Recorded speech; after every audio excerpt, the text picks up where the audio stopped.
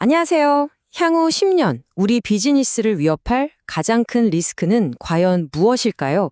오늘 이 시간에는 세계 경제 포럼의 최신 보고서를 바탕으로 우리 기업 리더들이 지금 당장 무엇을 준비해야 하는지 그 핵심 전략들을 알기 쉽게 풀어보겠습니다. 자, 먼저 이 숫자부터 한번 보시죠. 62%. 이게 뭘 의미하냐면요. 전 세계 전문가 10명 중 6명 이상이 2035년까지 세계가 극심한 격동의 시기를 맞을 거라고 경고하고 있다는 겁니다.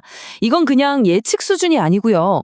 비즈니스판이 근본적으로 바뀔 거라는 아주 강력한 신호탄인 셈이죠. 자, 그럼 이 거대한 리스크의 파도를 어떻게 헤쳐나가야 할까요? 오늘 저희는 먼저 눈앞에 닥친 단기적 위협과 10년 후의 미래를 조망하고요. 마지막에는 이 모든 위기를 기회로 바꿀 수 있는 구체적인 기업 플레이북까지 쭉 살펴보겠습니다. 자, 첫 번째 섹션입니다. 경계태세에 돌입한 세계. 지금 글로벌 전문가들이 현재 상황을 얼마나 심각하게 보고 있는지 그 분위기부터 한번 느껴보시죠. 보고서가 말하는 핵심, 바로 이겁니다. 지금 우리는 불안정, 양극화, 불신이 특징인 거대한 패러다임 전환기 한가운데에 서 있다는 거예요. 이건 그냥 외부 환경이 좀 변했다, 이런 차원이 아닙니다. 우리 기업의 생존 전략 자체를 아예 처음부터 다시 짜야 한다는 뜻이죠. 두 번째, 단기적인 위협입니다. 그럼 당장 내년, 그리고 한 2, 3년 안에 우리 기업을 위협할 가장 시급한 문제는 뭘까요? 여기서 아주 흥미로운 변화가 보입니다. 과거에는 물리적인 충돌이 가장 큰 위협이었다면 이제는 생성형 AI가 만들어내는 가짜 정보가 그 자리를 꿰찼다는 겁니다. 이게 그냥 가짜 뉴스 수준이 아니고요. 기업의 평판이나 브랜드 가치를 정말 순식간에 무너뜨릴 수 있는 그런 강력한 무기가 되어버렸어요. 지경학적 대립, 이 용어 꼭 기억해 두셔야 합니다. 쉽게 말하면요, 경제를 무기처럼 쓰는 거예요. 특정 국가에 갑자기 관세를 매긴다거나 제재를 가하는 거, 바로 이런 거죠. 이제 이건 모든 기업이 공급망을 짜고 해외 전략을 세울 때 제일 먼저 고려해야 할 핵심 변수가 된 겁니다.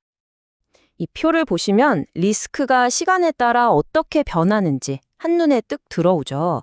지금 당장은 사회 양극화나 가짜 정보 같은 문제가 발등에 불이지만요. 10년만 내다보면 결국 모든 걸 압도하는 건 극한 기후 같은 환경 문제입니다. 그러니까 단기 대응이랑 장기 전략, 이 둘의 균형이 얼마나 중요한지 정말 명확하게 보여주는 거죠. 세 번째, 10년 후의 미래입니다. 2035년의 세상은 어떤 모습일까요? 보고서는 우리가 어쩌면 정말 돌이킬 수 없는 지점에 가까워지고 있는지도 모른다고 아주 강력하게 경고하고 있습니다. 10년 후를 내다보면 그림이 아주 명확해집니다.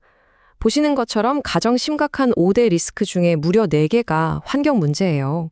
이제 ESG나 지속 가능성 같은 말들이 그냥 기업 홍보용 구호가 아니라는 거죠.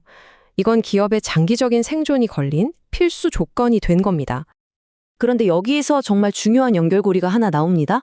다른 환경 리스크들이 하나하나의 폭탄이라면 이 불평등이라는 녀석은 그 폭탄들의 도화선을 하나로 싹 묶어버리는 역할을 한다는 거예요.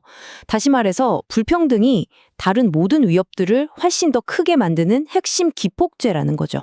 보시는 것처럼 불평등은 단순히 사회 문제가 아닙니다.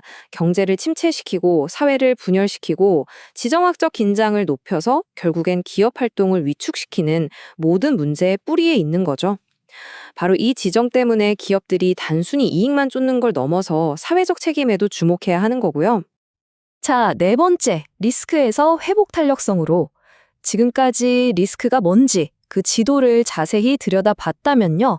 이제부터는 이 험난한 지형을 어떻게 헤쳐나갈지 그 나침반을 찾아볼 시간입니다. 핵심 질문은 바로 이겁니다. 이렇게 쏟아지는 위기 앞에서 그냥 방어만 하기에 급급할 것인가?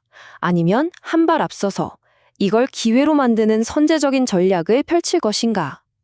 이제는 단순히 위기를 피하는 걸 넘어서 위기를 딛고 더 강하게 성장하는 회복 탄력성을 이야기해야 할 때입니다. 자, 드디어 마지막 5번째, 기업을 위한 플레이북입니다. 그렇다면 이 회복 탄력성이라는 걸 갖추기 위해서 우리 기업은 당장 뭘 해야 할까요? 구체적인 실행 전략들을 하나씩 살펴보겠습니다. 여기서 정말 흥미로운 점이 있어요. 전문가들이 인재 부족이나 공급망 붕괴 같은 문제들에 대해서는 정부 정책보다 기업의 전략이 가장 효과적인 해결책이라고 봤다는 겁니다. 이게 뭘 의미할까요? 기업이 더 이상 외부 환경에 끌려다니는 존재가 아니라 오히려 문제를 해결하고 변화를 주도할 수 있는 가장 강력한 힘을 가졌다는 뜻이죠. 보고서는 크게 4가지 핵심 전력을 제시합니다. 첫째, 공급망 다각화. 지정학적 충격에 흔들리지 않게 기초 체력을 키우는 거죠.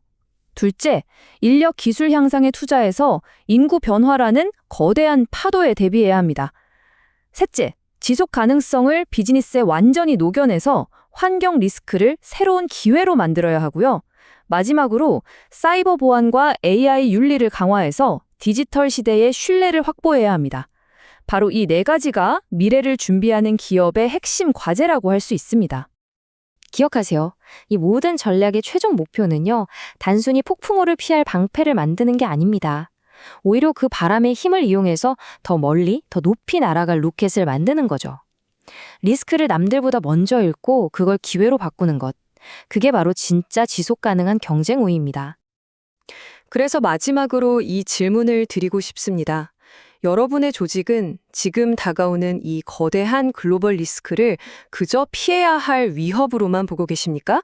아니면 우리 회사를 한 단계 더 위로 도약시킬 최고의 혁신 촉매제로 보고 계십니까? 아마도 그 관점의 차이가 여러분 비즈니스의 미래를 결정하게 될 겁니다.